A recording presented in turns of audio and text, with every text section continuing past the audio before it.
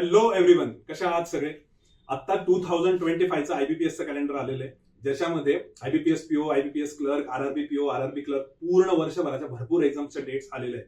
तर भरपूर student interested असतील की सर गव्हर्नमेंट जॉबसाठी, पीएसयू साठी आम्हाला प्रिपरेशन करायचे, पण आम्हाला पूर्ण बेसिक पासून करायचे, म्हणजे झिरो पासून प्रिपरेशन करायचे.